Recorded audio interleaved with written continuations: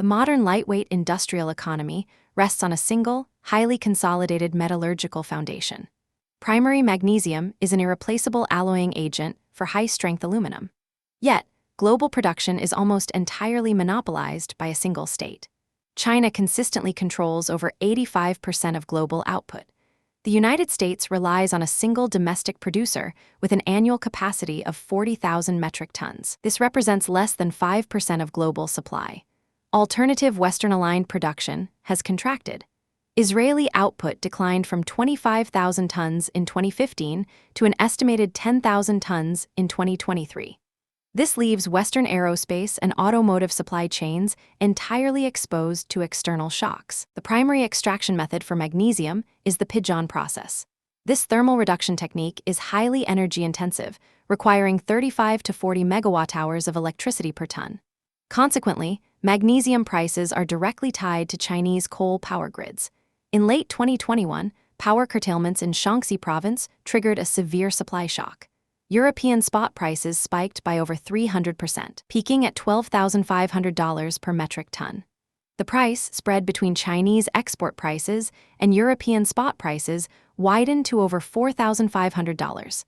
This divergence exposed the extreme illiquidity and fragility of Western spot markets during a supply crunch. Downstream manufacturing operates on highly compressed, just-in-time inventory cycles. Major aluminum rolling mills in Europe and North America maintain magnesium buffers of only 10 to 14 days. The 5000 series aluminum alloys, critical for automotive body panels and military armor, require up to 4.9% magnesium by weight. For these applications, substitution is metallurgically impossible. A prolonged disruption in primary magnesium imports would halt Western automotive and defense production lines within 2 weeks. The lack of domestic smelting capacity represents a critical, unaddressed vulnerability in Western industrial defense strategy. Advanced semiconductor fabrication requires highly specialized chemical precursors. Western lithography dominance is bottlenecked by upstream material monopolies. China controls 98% of raw gallium extraction and 85% of high-purity refining capacity. This concentration is not merely geological. The chemical synthesis required to reach 9N purity is highly energy-intensive and environmentally damaging. Replicating this refining infrastructure in the West requires at least 3 to 5 years and capital expenditures exceeding $150 million per facility. Without these high-purity precursors, next-generation gallium nitride and gallium arsenide wafer production cannot scale.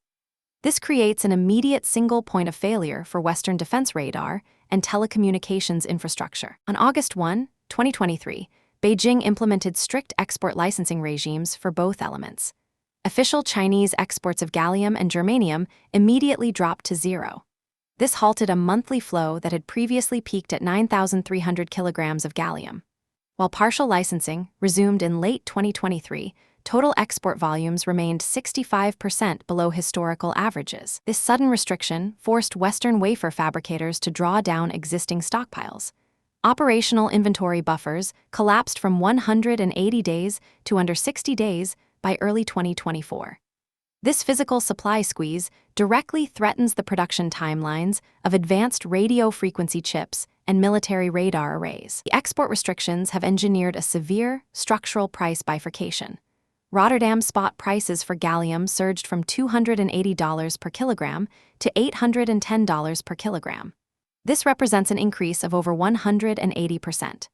Conversely, domestic Chinese prices stabilized near $345 due to local oversupply. This has created a Western premium of 134% for non-Chinese buyers. This dual pricing system acts as an indirect subsidy for Chinese device manufacturers. Western fabs face escalating bill of materials costs, undermining the economic viability of newly constructed domestic semiconductor facilities. Asymmetric security threats in the Bab al-Mandeb Strait have fundamentally altered global maritime logistics. Over 12% of global trade has bypassed the Suez Canal, restoring the Cape of Good Hope as the primary east-to-west transit corridor. Suez Canal transits declined by over 60% between October 2023 and September 2024. Concurrently, Cape of Good Hope transits surged to 1,880. This structural pivot rerouted an estimated 1.2 million deadweight tonnage of daily shipping capacity. The sudden volume shift has placed an unprecedented demand shock on South African maritime infrastructure. South Africa has failed to capitalize on this traffic surge due to severe domestic infrastructure deficits. The state-owned logistics firm, Transnet, suffers from decades of underinvestment and equipment failures. Average vessel wait times at Durban peaked at 18.2 days in early 2024. Simultaneously, a regulatory dispute over customs compliance collapsed offshore bunkering capacity at Algoa Bay. Capacity utilization plummeted from 75% to just 8% by late 2024. This double penalty of port congestion and fuel scarcity forces vessels to bypass South African ports entirely. The supply deficit has triggered a severe marine fuel price divergence. Cape Town very low sulfur fuel oil reached $850 per metric ton in September 2024. This created a record $220 premium over Singapore pricing. For a standard container vessel, a single refuel in South Africa now adds $660,000 in excess costs. To avoid this financial penalty, shipping lines are rerouting to alternative hubs in Namibia and Mauritius. South Africa's regulatory and operational bottlenecks have effectively neutralized its geographic advantage along the world's most critical trade detour. Advanced semiconductor fabrication is fundamentally limited by a highly concentrated chemical precursor network. The synthesis of ultrapure phosphoric acid requires elemental yellow phosphorus. China controls over 74% of global yellow phosphorus production capacity. This dominance is driven by cheap hydroelectric power in provinces like Yunnan and Sichuan. The thermal reduction process is exceptionally energy-intensive. It consumes up to 14,000 kilowatt-hours of electricity per metric ton. The United States operates only one domestic thermal plant in Idaho. This facility produces 110 kilotons per year, which is mostly diverted to herbicide manufacturing. Western semiconductor supply chains are built on a fragile foreign foundation. Push to onshore semiconductor fabrication has exposed a severe structural mismatch. By 2026, the Western deficit in ultrapure phosphoric acid is projected to reach 53 kilotons. Domestic purification capacity is growing at only 3.6% annually. This is far outpaced by a demand growth rate of 11.4%.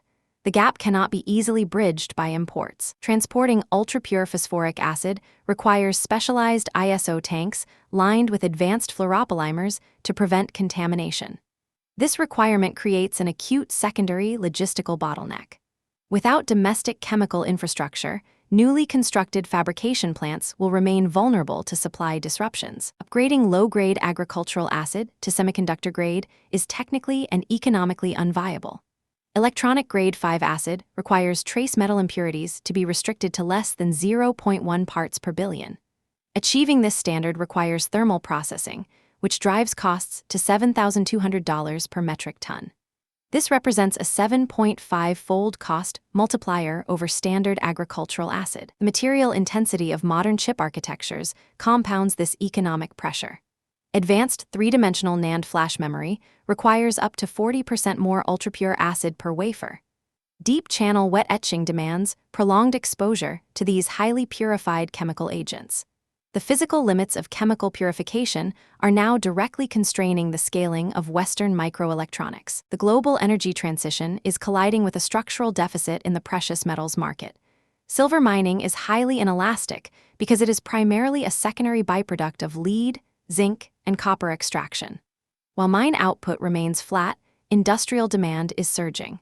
Photovoltaic silver consumption has expanded by over 130% since 2019. The solar sector now consumes an estimated 232 million ounces annually. This represents nearly 20% of total global demand. The result is a persistent 4-year market deficit. The shortfall peaked at 241 million ounces in 2022. This structural imbalance cannot be resolved by mining expansion alone. This deficit is driven by a fundamental technological pivot in solar cell design. Legacy, P-type cells are reaching their physical efficiency limits. Manufacturers are rapidly transitioning to high-efficiency N-type architectures, specifically TOPCon and heterojunction cells. These advanced designs achieve superior power conversion, but require significantly more silver.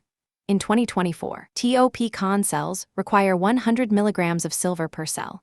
This is a 53.8% premium over legacy designs. Heterojunction cells are even more material-intensive, requiring 140 milligrams per cell.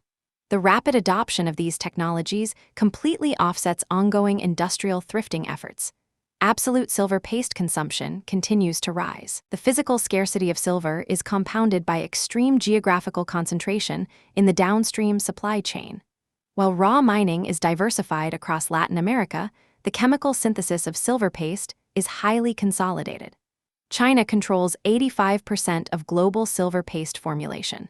It also controls 92% of finished cell metallization. This concentration creates an acute bottleneck for Western solar supply chains attempting to de-risk. Furthermore, the critical intermediate step of refining raw silver into submicron powder is dominated by Japanese and American refiners. This fragmented, highly specialized network is vulnerable to localized disruptions. The physical infrastructure of the green transition remains bound to East Asian manufacturing hubs. The global supply of beryllium is defined by an absolute upstream duopoly. The United States and China control over 98% of raw extraction. In 2023, global production reached 269 metric tons. The United States produced 190 tons, representing 68.1% of the total. This entire domestic output originates from a single open-pit mine in Spore Mountain, Utah. Chinese extraction grew by nearly 30% over 5 years to 74 tons. With the rest of the world producing under 2%, the Western defense industrial base has zero geographical redundancy for raw material feedstock. Securing raw ore does not guarantee defense readiness. The downstream refining of beryllium hydroxide into structural-grade metal is a highly concentrated triopoly.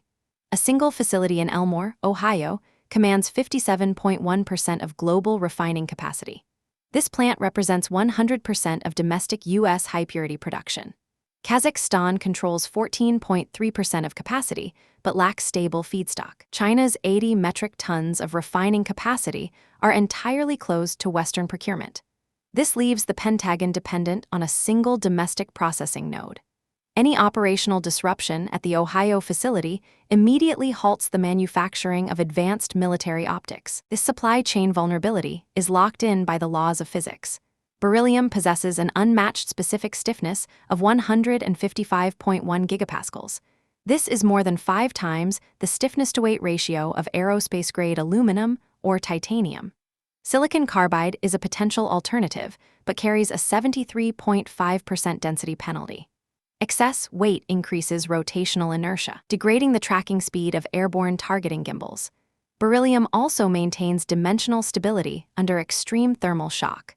For fifth-generation fighter sensors and spy satellites, material substitution is not a viable engineering option. The physical performance of Western defense systems remains tethered to a single, fragile supply chain. The Mississippi River Basin is the primary logistical artery for United States agricultural exports. This system relies on the extreme efficiency of barge transportation. A standard 15-barge tow moves 22,500 tons of grain, equivalent to 225 railcars. Recent autumn droughts have introduced severe hydrological volatility. In 2023, the Memphis River gauge fell to a record low of minus 12.0 feet. This forced draft limits down to 8.5 feet, a 26.1% reduction from baseline. This drop triggers a nonlinear collapse in transport capacity. Every 1-inch draft reduction strips 17 tons of cargo from a standard barge.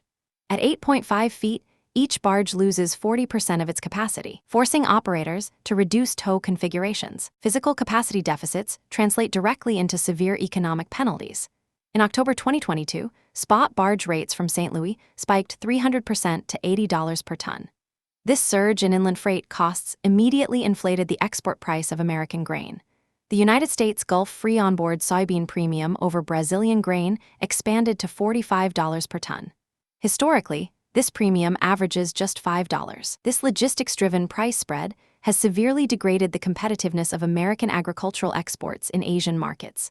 Consequently, major importers like China have accelerated a structural pivot toward Brazilian supply. This shift occurs precisely during the peak autumn harvest window when American farmers rely on maximum export volumes. The hydrological bottleneck has effectively ceded market share to South American competitors. To bypass the river bottleneck, agricultural logistics has undergone a costly structural modal shift. During the peak export window, barge-delivered grain to Gulf ports fell by over 41% between 2020 and 2023. Rail networks were forced to absorb the displaced volume. Rail-delivered grain to the Gulf increased by over 80%, rising to 11.2 million metric tons. However, rail is a highly inefficient substitute for river transport. This modal shift added up to $25 per ton in additional handling and transit costs. It also increased the carbon intensity of the agricultural supply chain. The land-based rail network lacks the surge capacity to fully offset riverine disruptions. As climate-induced hydrological volatility becomes a recurring feature, the structural cost of American agricultural exports is permanently resetting higher. Heavy industrial manufacturing relies on sacrificial thermal barriers that can withstand extreme temperatures. Refractory bricks, made from processed magnesite, are indispensable for lining steel furnaces and cement kilns. Yet, the raw material and downstream processing are highly concentrated in a single country.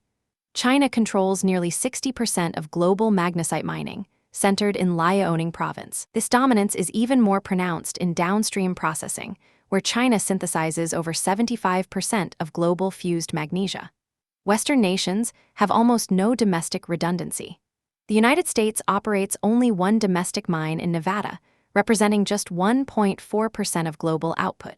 This leaves Western heavy industry structurally exposed to unilateral supply disruptions. Because magnesite processing is highly energy-intensive, global prices are directly tied to Chinese domestic policy. Fused magnesia requires electric arc smelting at temperatures exceeding 3,000 degrees Celsius. Consequently, environmental crackdowns and power rationing in Liaoning immediately trigger global price shocks. During the 2021 to 2022 energy crisis, fused magnesia prices peaked at $980 per metric ton. Dead-burned magnesia prices surged by over 84% from their 2020 trough. Prices have not returned to historical baselines. In 2024, costs remain 30 to 50% higher than pre-crisis levels. This reflects permanent environmental compliance overhead and consolidated export quotas imposed by Beijing. These upstream price and supply shocks translate directly into operational crises for Western heavy industry. Steel and cement plants operate under lean inventory models, keeping minimal emergency stock. When Chinese supply chains tighten, the lead times for custom refractory bricks expand rapidly. Average lead times spiked from 8 weeks in 2019 to 28 weeks in 2022. This delay forced operators to postpone critical kiln maintenance. Over half of Western steel and cement plants saw their emergency inventories drop to subcritical levels. While lead times have moderated to 16 weeks in 2024, they remain double the historical baseline. This persistent friction leaves heavy industrial assets highly vulnerable. A single unexpected kiln failure could force a prolonged, catastrophic shutdown of primary production.